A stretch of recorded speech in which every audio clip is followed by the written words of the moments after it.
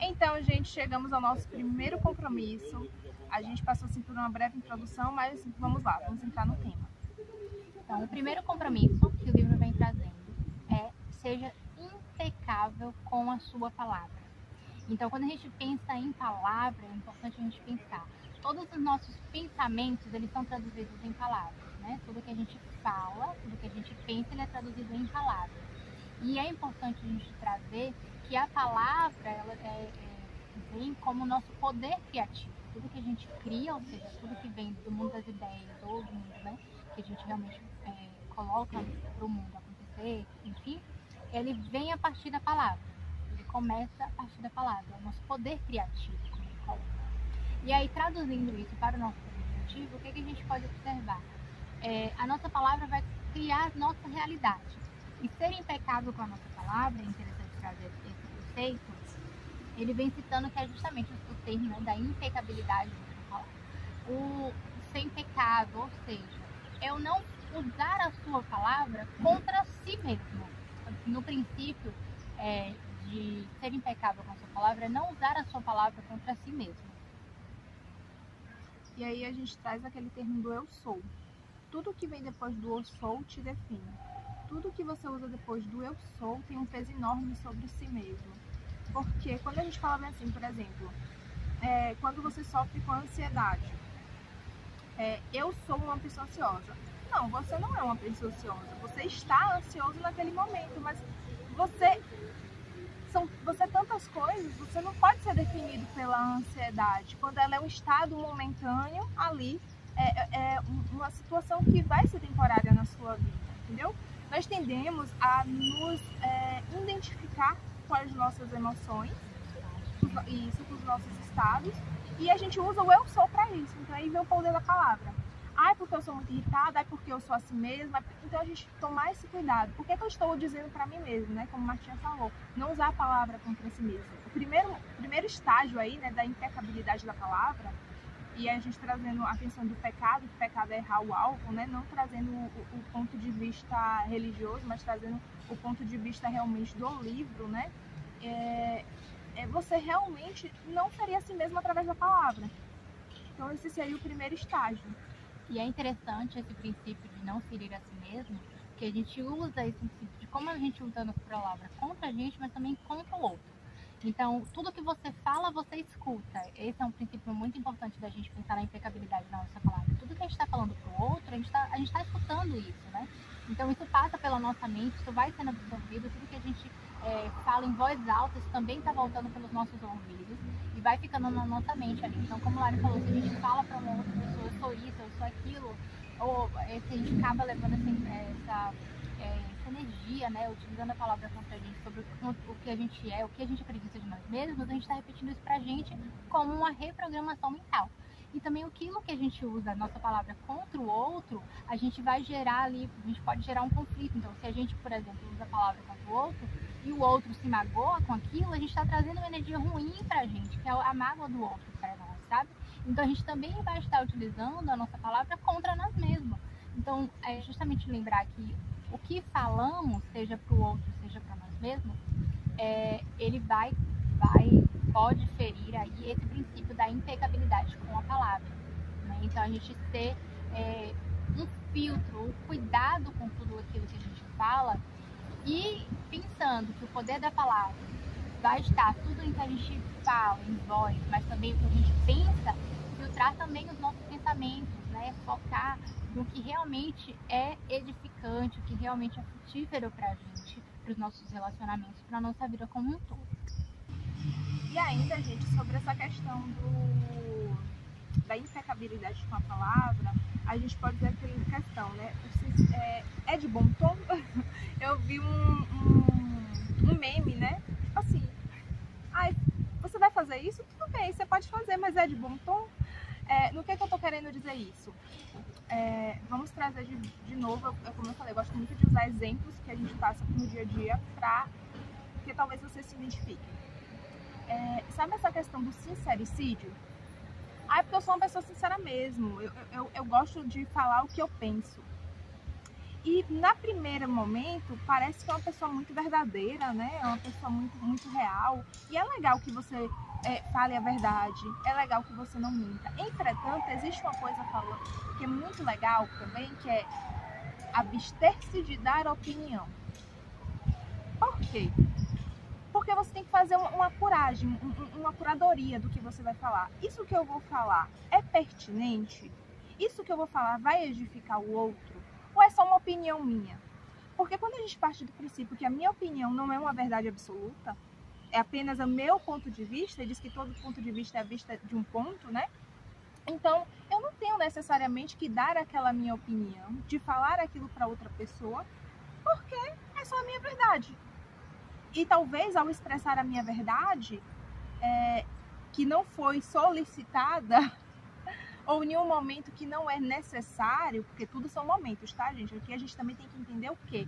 O enredo por detrás da história. Então, tem momentos que você vai realmente precisar usar de toda a sua sinceridade. É claro que escolhendo bem as palavras, né, o tom da voz aí, para que você não venha ferir o outro e nem se ferir. Como a gente falou, né? Não acabar usando isso contra você mesmo. Mas,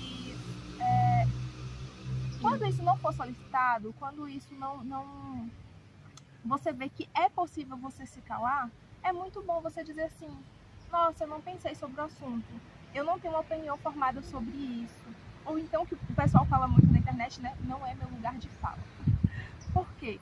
Porque aí você vai se abster de um problema. Você está usando a impecabilidade da palavra no sentido de se calar mesmo a determinadas coisas. Estou dizendo aqui que você não deve expressar sua opinião? Não, você pode expressar sua opinião. Entretanto, você tem que fazer realmente essa triagem, né? Vale a pena dar minha opinião nessa situação? Isso realmente vai favorecer a mim e ao outro? Tem situações, gente, que por mais que elas sejam doloridas, a gente tem que falar. Vai ter essas situações? Tem. Mas realmente você ter esse feeling, né? De sentir que situação é essa que eu tô nesse momento. Eu realmente preciso dizer isso ou não? Por exemplo, você está numa situação, você está numa fila e você está vendo as pessoas discutindo ali sobre política e a pessoa tá ali acalorada, e aí você, uma coisa que a pessoa fala, você não concorda e você quer falar a sua opinião, mas isso vai te trazer algo bom? Isso vai agregar alguma coisa de boa na sua vida? O mais provável é que a pessoa continue não concordando com você, os ânimos se acalorem ainda mais, né? Fiquem mais, né? Como eu posso dizer, agitados, e você só vai ficar mais chateado com aquilo. E é interessante pensar que a nossa opinião, ela começa a ser formada nos nossos pensamentos. E os nossos pensamentos já são o poder da nossa palavra. Porque os nossos pensamentos, eles vão levar às nossas ações, incluindo a ação da fala. Então, os nossos pensamentos, se você traz nesse sentido também, né? Reconhecer que a nossa opinião, como a Ari falou, é a vista de um ponto, ou seja, a gente precisa pensar em todos os compromissos que a gente assumiu, e a partir desses compromissos que a gente assumiu, é que a gente vai vir a formar a opinião que a gente tem sobre as coisas. E, como a Lari falou, realmente, muitas vezes essa opinião não precisa ser dita, vai ter momentos que precisa, e saber como falar. Por quê? Porque usar o poder da nossa palavra, usar a impecabilidade da nossa palavra, é utilizar a nossa palavra, seja ela em voz ou pensamento, para o caminho do amor para o outro, porque assim como a gente usa o caminho, a voz, né, a palavra do amor para o outro, esse amor volta pra gente. Se a gente usa essa palavra para o ódio, esse ódio volta pra gente. A gente pensar que vai ter um espelho, vai ter um reflexo, a gente vai ter o eco, digamos assim, das nossas palavras, né? A gente vai estar sempre ouvindo isso. Então, é justamente encaminhar nossos pensamentos, a nossa fala, ou seja, as nossas ações que vão vir a partir do nosso pensamento, para o caminho do amor, para o outro, e assim por nós mesmos também. E aí a gente entra no terceiro quesito, que é a questão do feitiço, que é o que o Dom Miguel Ruiz fala, que é o que a gente faz quando a gente lança a palavra no outro, e essa palavra ela pode ser como um vírus de computador, né? Em que sentido? Você pode estar utilizando a si mesmo como um hacker, né? Ao enviar um vírus de computador ou ser um vírus através da sua palavra para o outro. Porque, por exemplo, digamos que você fale pro outro que ele tem uma parte do corpo dele é muito feia, ou que ele pode ser que ele seja prejudicado de tal forma. É porque eu não tô vendo nenhum, na minha mente, nenhum exemplo assim hipotético. Mas digamos que você diga pra essa pessoa que se ela tomar manga com leite, ela vai passar mal. E a pessoa compra aquilo, porque também tem essa questão, a pessoa tem que comprar aquilo que você falou, né? A pessoa tem que aceitar esse compromisso. Mas digamos que essa pessoa aceitou para ela esse compromisso. Isso vira um feitiço na vida da pessoa. Por quê? Porque isso passa a limitar ela. A pessoa, ela pode, no caso da parte do corpo da crítica, né? A pessoa, ela pode começar a criar complexos em relação ao próprio corpo. Então, se você é pai, é um papai ou uma mamãe, e você tem um filhinho pequeno em casa, cuidado com o que fala para essa criança, né? Cuidado com os termos que usa com ela, para não vir a gerar um complexo nessa criança, porque ela pode crescer nisso, sabe? Por exemplo, eu já vi entrevistas de modelos belíssimas que contavam que tinham muito, mas muito complexo em relação a si, que sofriam muito de autoestima porque se achavam feias, porque ouviram muito durante a infância que eram magrelas, que eram secas, que eram isso, que eram aquilo. Então, assim, é você ter noção que o que você fala pode sim vir a ser um feitiço na vida do outro, no sentido de influenciar esse outro ou criar algum tipo de sofrimento psicológico nele, né? Então, é tomar esse cuidado, gente. A impecabilidade da palavra, ela serve nós conosco mesmo em relação aos nossos pensamentos, nós no contato com as outras pessoas em relação a não gerar um mal-estar aí com a outra pessoa na forma de manutenção dos nossos relacionamentos, né, na questão da manutenção dos nossos relacionamentos. E também entra nessa questão do não prejudicar o outro com a palavra. Nossa essência em si, ela é muito boa. Então, quando a gente fala pro outro algo ruim, a gente não se sente bem. A gente acaba se sentindo culpado. Por quê? Porque isso não está congruente com o que a gente tem dentro da gente. Então, isso acaba nos ferindo de alguma maneira, de alguma forma. Então, quando a gente é impecável com a palavra, isso serve para nós, isso serve para o outro. E em nível mais amplo, né, mais macro, isso serve para toda a sociedade. Porque se as pessoas elas se tornam mais conscientes dessa questão, as relações melhoram. Logo, a sociedade também acaba melhorando. Nós passamos a ter relacionamentos mais harmoniosos, né? E a gente só ganha com isso. E aí um outro conceito que vem trazendo como a Lari falou, a nossa palavra ela pode se tornar um feitiço, né? O modo como a gente utiliza a nossa palavra é um compromisso que a gente assumiu com a gente, um compromisso que a gente assumiu. E aí, como é que a gente pode reverter isso? Assumindo um novo compromisso, ou seja, usar a palavra de modo impecável, ser impecável com a sua palavra, usar a sua palavra para o bem, para o amor, como a Lari falou, para a pura essência de todos nós, né? Para o bem, aquela coisa, né, de algo que vai edificar, que vai fazer o bem. Então, quando a gente converte esse compromisso em utilizar a nossa palavra para o bem, lembrando, e é bom, Frida, isso, porque o poder da nossa palavra não é só a nossa fala ou a nossa escrita, é também os nossos pensamentos.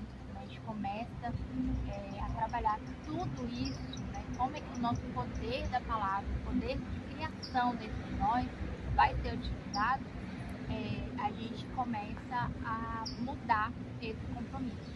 E aí, ao assumir novos compromissos, a gente vai, obviamente, alcançar novos resultados de convivência melhor, relacionamentos melhores, tanto com o outro, tanto com a gente mesmo, né? Então, como o Mari falou, tudo que a gente fala pro outro, ele também fala o que está dentro de nós, né? Já ouvi falar, né? Que a boca fala que o coração tá cheio.